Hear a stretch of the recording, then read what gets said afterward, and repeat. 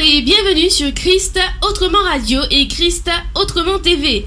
Ce soir, nous sommes dans l'émission Encouragement et nous sommes avec le pasteur Rémi Francis. Bonsoir pasteur. Oui, bonsoir Petula, comment ça va? Ça va, grâce à Dieu. C'est un privilège d'être là ce soir et je suis heureux d'être là aussi à votre compagnie ce soir. Amen. Amen. Ce soir, nous sommes aussi avec Aurélie. Bonsoir Aurélie. Bonsoir. Comment ça va? Ça va, grâce à Dieu. Amen. Amen, amen. Alors ce soir, le thème de l'émission c'est Dieu n'a pas de problème. Oui, nous savons que Dieu n'a pas de problème, c'est l'être humain qui a un problème. Et si l'être humain cherche bien, ils vont voir que Dieu est parfait, que Dieu n'a aucun souci, Dieu n'a aucun problème. Dieu même n'est même pas compliqué. Hein? Vous voyez, Dieu fait tout parfaitement, mais c'est l'homme qui a un problème, c'est l'homme qui a des difficultés, c'est l'homme qui a besoin de Dieu, c'est l'homme qui a besoin de s'en sortir, c'est l'homme qui cherche souvent des problèmes. Alors, et pourtant l'homme cherche des accusateurs partout, mais pourtant Dieu n'a aucun souci, aucun problème. C'est pourquoi ce soir, vous allez vous demander pourquoi ce thème, mais c'est pour nous expliquer et pour nous encourager. Dieu n'a aucun de problème, c'est nous qui avons des problèmes, c'est nous qui devons chercher Dieu parce que Dieu a déjà tout fait pour nous, afin que nous soyons restaurés, bénis. Voyez? Amen. Alors Dieu est parfait, Dieu n'a aucun problème, Dieu n'a pas de problème. Amen. L'homme dans ce siècle cherche toujours un coupable dans leurs problèmes, dans leurs difficultés. Mais l'homme doit revenir dans son bon sens et dire que c'est nous qui avons un problème et non Dieu. Oui, non Dieu. Pourquoi? Parce que l'homme a un problème grave. Et le problème de l'homme, c'est le péché. C'est le péché qui a plongé l'humanité dans la déchéance. Voyez, tout le temps, des gens se posent la question, pourquoi Dieu permet ça? Mais il faut voir d'où vient le problème. L'origine du problème. Et l'origine du problème, c'est la désobéissance de l'homme qui a mis en doute la parole de Dieu. C'est pourquoi nous disons ce soir que Dieu n'a pas de problème. Il faut se poser les vraies questions. Est-ce que c'est moi ou Dieu? Et vous allez voir qu'on va se poser la question, à coup sûr, on verra que c'est nous. C'est nous qui avons désobéi, mais pas Dieu. Amen. Amen. C'est l'homme qui a péché. La parole dit dans Romains 6, verset 23, « Car le salaire du péché, c'est la mort, mais le don gratuit de Dieu, c'est la vie éternelle en Jésus-Christ notre Seigneur. » Nous voyons au travers de ce verset que l'homme a un problème et qu'il s'agit du péché. Oui, on voit, le problème de l'homme là, c'est le péché, c'est son manquement, c'est son infidélité. L'homme gît dans le péché et pourtant Dieu a donné la solution à l'homme. Et nous voyons à travers de ce verset, comme tu viens de le lire si bien, que ce n'est pas Dieu qui a un problème. C'est l'homme qui a un problème. Et le problème de l'homme, c'est une maladie pour l'homme. Et c'est le péché. Amen. L'homme est malade, mais l'homme cherche toujours des excuses, des coupables, même allant jusqu'à accuser Dieu. Souvenons-nous ce que Dieu a dit à Adam et Ève dans Genèse chapitre 2, verset 17. Il est écrit: « Mais tu ne mangeras pas de l'arbre de la connaissance du bien et du mal, car le jour où tu en mangeras, tu mourras. » Mais l'homme a mis en doute la parole de Dieu pour écouter la voix du diable. Et c'est pourquoi l'humanité tout entière est plongée dans l'obscurité. L'humanité est plongée dans l'obscurité par la faute de l'homme. De l'homme. C'est pas par la faute de Dieu. Non. Parce que Dieu a parlé, il a dit tu ne mangeras pas. Oui, il a dit. Mais qu'est-ce que le malin est venu faire? Ils ont plutôt, au lieu d'écouter la voix de Dieu, ils ont préféré écouter la voix du malin, du diable. Parce que Dieu a dit, si tu manges, tu connaîtras ce qui est bien et ce qui est mal. Vous voyez? Mais Dieu a dit ne pas toucher. Mais l'homme, l'homme, je me demande parfois qu'est-ce qu'ils ont voulu prouver. Mais l'homme n'avait rien à prouver. L'homme avait tout parfaitement, comme Dieu le voulait. Dans le jardin d'Éden, dans le paradis, c'était un paradis sur terre. Hein. Nous avions tout. Mais dans ce tout, il n'y avait pas de guerre, il n'y avait pas de famine, il n'y avait pas de sida, il n'y avait pas de maladie, il n'y avait pas de mort. Il n'y avait rien du tout. Mais qui est-ce qui a un problème? C'est l'homme qui a un problème. Il n'y avait pas de meurtre. L'homme n'allait même pas créer de fusée pour aller sur la lune. Amen. Nous allons vivre parfaitement. Nous allons même donner des ordres aux animaux. Quand nous voulons un poisson, nous allons appeler le poisson va venir. Vous voyez? Mais c'est l'homme qui a désobéi. Nous étions parfaits. Nous n'allons jamais connaître la mort. Mais comme Dieu, ce n'est pas un tyran, il nous a laissé depuis le commencement d'être le libre arbitre. Mais l'homme a choisi dans le mauvais sens. L'homme a préféré choisir d'écouter le malin au lieu d'écouter la voix de Dieu. Alors Dieu n'a pas de problème. C'est l'être humain qui a un problème. Amen. Jusqu'à maintenant, on voit que Dieu n'a pas de problème. Et que c'est la désobéissance de l'homme qui l'a plongé dans les problèmes. Oui, c'est la désobéissance de l'homme. L'homme a péché. Et de nos jours, l'homme ne veut pas reconnaître son péché. Ah, pourquoi Adam et Ève, ils ont péché et nous, c'est nous qui devons subir? Mais la Bible dit que tout homme ont péché. Ils sont privés de la gloire de Dieu. Alléluia. C'est vrai. Mais c'est pourquoi nous devons nous dire que nos parents ont péché. Nous avons hérité de leur péché parce qu'ils nous ont plongés dans le noir.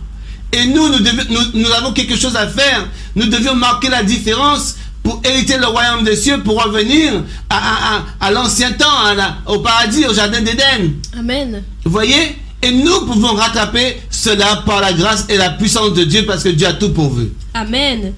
Cependant, Dieu a tout prévu, malgré la déchéance de l'homme plongé dans le péché. Dieu dit dans sa parole, dans Jean chapitre 3, verset 16. « Car Dieu a tant aimé le monde qu'il a donné son Fils unique, afin que quiconque croit en lui ne périsse point, mais qu'il ait la vie éternelle. » Voyez, même là, Dieu n'a pas un problème. On pourrait dire, mais que fait Dieu encore? En envoyant, en s'abaissant jusqu'à nous pour envoyer Jésus afin que nous soyons sauvés, restaurés, délivrés, guéris, afin que nous puissions sortir de cette déchéance que nous-mêmes nous sommes empêtrés. Dieu dit, voilà, je fais un deal encore avec l'homme. Je descends, je m'abaisse à lui. Je viens vers lui. Je vais prendre son humanité. Je vais encore lui dire que je l'aime et que je veux qu'il soit sauvé. Mais malgré tout, l'homme continue encore dans leur déchéance, dans leur péché. L'homme continue à écouter la voix contraire de Dieu. Et pourtant, Dieu a tant aimé le monde qu'il a donné Jésus afin que quiconque croit en lui ne périsse point, mais qu'ils aient la vie éternelle. Et pourtant, Dieu dit, ce que vous avez perdu, je vous donne la possibilité de le retrouver, mais le retrouver en Jésus-Christ de Nazareth. Dieu n'a pas de problème. C'est l'être humain qui est malade. C'est l'être humain qui a un problème. Et l'être humain, la nation tout entière, a besoin de Jésus de Nazareth afin d'être libéré. Amen. Et oui, Dieu n'a pas de problème. Mais il s'est abaissé jusqu'à nous afin que nous soyons sauvés. Maintenant, nous qui sommes rachetés, sauvés par le sang et la puissance de Dieu. Si nous disons, ce n'est plus moi qui vis, mais c'est Christ qui vit en moi, comme le dit la parole dans Galates 2, verset 20, alors nous devions être unis avec nos frères. Nous devions aimer nos ennemis, aimer ceux qui nous maltraitent, aimer ceux qui disent faussement de nous, parce que Dieu n'a pas de problème et que sa parole est sûre et certaine. Quand l'homme est tombé dans le péché, l'homme est devenu ennemi de qui? De Dieu. L'homme est devenu ennemi de Dieu. Parce que l'homme est plongé dans le noir, dans l'obscurité totale, dans le péché, dans cette maladie. L'homme ne savait même pas comment il pouvait faire pour s'en sortir, mais pourtant Dieu a parlé par ses prophètes. Dieu a parlé par les pasteurs, par toutes sortes de moyens afin que l'homme soit réconcilié avec lui. Il a même donné Jésus de Nazareth. Mais si aujourd'hui, toi et moi, nous disons que nous avons Jésus de Nazareth, à notre tour, qu'est-ce que nous devons faire? Nous devons aimer nos ennemis. Nous devons aimer ceux qui nous maltraitent. Nous devons aimer cette famille qui nous repousse. Nous devons aimer ce frère ou bien maman ou papa ou bien beau-père ou belle-mère qui nous repoussent. Nous devions les aimer et nous devions marquer la différence, voyez, Amen. afin que Dieu puisse se manifester parce qu'il s'est abaissé jusqu'à nous. Et nous aussi, nous devions suivre les pas de Christ afin que nous puissions manifester sa puissance, sa gloire et sa fidélité. Amen. Parce que Dieu est parfait, Dieu n'a pas de problème. Et quand nous disons que nous maintenant, nous avons été rachetés par le sang de l'agneau, par Jésus de Nazareth, nous-mêmes maintenant, qu'est-ce que nous devions faire? Nous devions marcher à sa suite et aimer tous ceux qui nous détestent.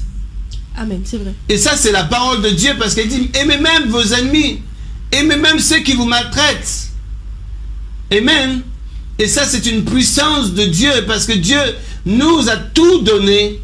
Il nous a montré l'exemple et nous devons marcher à sa suite. Si je dis je suis en Jésus, je ne peux pas être divisé avec toi. Si je dis que je suis en Jésus, je ne peux pas te détester. Et si quelqu'un dit qu'il est en Jésus, qu'il déteste quelqu'un, permets-moi de te dire, tu es dans le camp du malin, tu es dans le camp du diable, tu n'es pas dans le camp de Dieu. Il faut dire la vérité. Parce que nous étions de la boue de notre péché. Satan nous a plongés dans le noir. Mais pourtant, Dieu ne nous a pas abandonnés. Il ne nous a pas laissé tomber. Il nous envoie toujours des solutions. Israël, repens-toi. Repens-toi. Si tu te repens, je te bénirai. C'est pareil pour nous. Nous sommes greffés aussi à Israël. Mais nous devions marcher comme Dieu nous demande de marcher, parce que Dieu n'a aucun problème. C'est l'être humain qui a un problème. Quand il y a des divisions, des divisions dans les églises, la division ne vient pas de Dieu.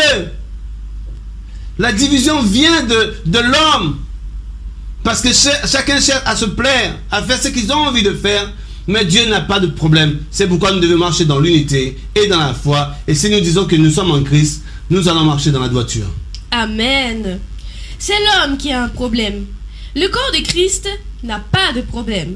Jamais de problème. Mais ce sont nos manquements, notre incrédulité, notre infidélité, notre manque d'unité et notre péché, comme dit la parole.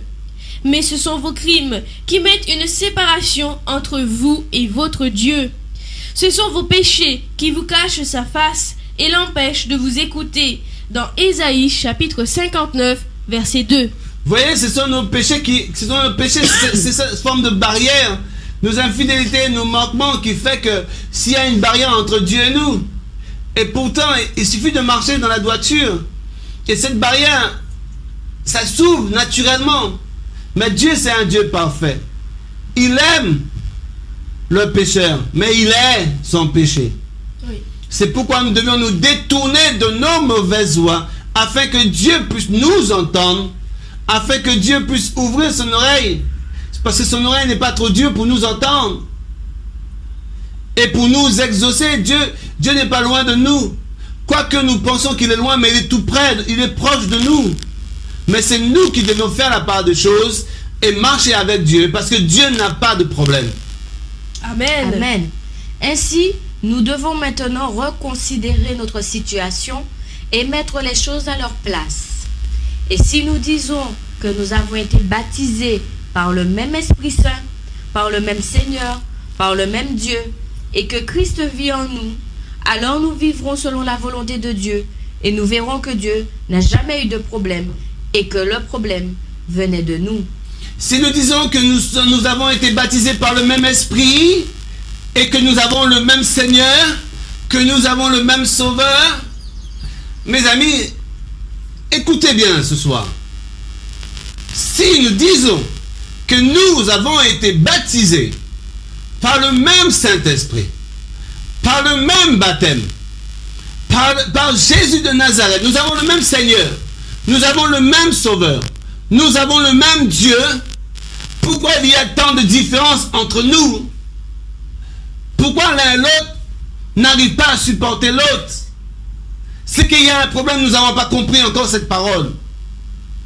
Si mon frère à gauche ou à droite prêche, parle de Jésus et marche dans la droiture, c'est mon frère, pourquoi j'irai contre mon frère? Vous voyez?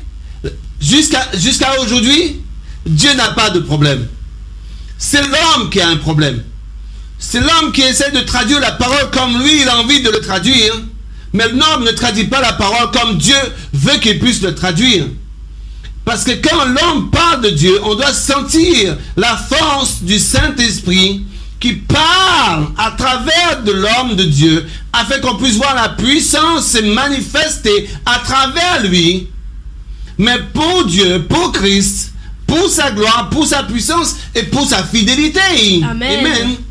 Car Dieu n'a pas de problème. Et si nous disons que nous avons été baptisés par le même Saint-Esprit, on a eu le même baptême, le même Seigneur, le même Sauveur, alors nous n'avons pas de problème et Dieu n'a pas de problème. Et nous ne serons jamais divisés. La division de nos jours vient de l'homme. Parce que chacun veut faire à leur façon. Mais si nous penchons sur la parole de Dieu, sur la Bible, comme Dieu le veut, nous verrons que Dieu fera les choses comme lui il voudrait qu'on puisse agir, mais selon sa volonté, mais pas selon notre chair, pas selon notre... Dieu n'a pas de problème. Amen. Alors maintenant, vivons selon Dieu, au nom de Jésus. Amen. Amen. C'est la seule chose que nous pouvons faire maintenant. C'est vivons selon Dieu, selon sa puissance, selon sa force, selon sa fidélité, selon sa grandeur. Car Dieu n'a pas de Problème. S'il y a un problème, c'est la faute de L'homme. Mais ce n'est pas la faute de Dieu. Mais en tout cas, si vous ne voulez pas marcher dans la déchéance, si vous ne voulez pas marcher selon la voie contraire, le mal et le diable, vous devez marcher selon Dieu et vous verrez comment vous serez bénis et comment le Seigneur va vous amener d'aller de gloire en gloire et de victoire en victoire, d'élévation en élévation. Soyez bénis, que Dieu vous fortifie. Bonne soirée. Amen. Merci, pasteur. Merci à toi, Pétula. Merci, Aurélie. Merci. Et merci, Aurélie. Merci. Et nous, on se retrouve très bientôt pour une prochaine émission.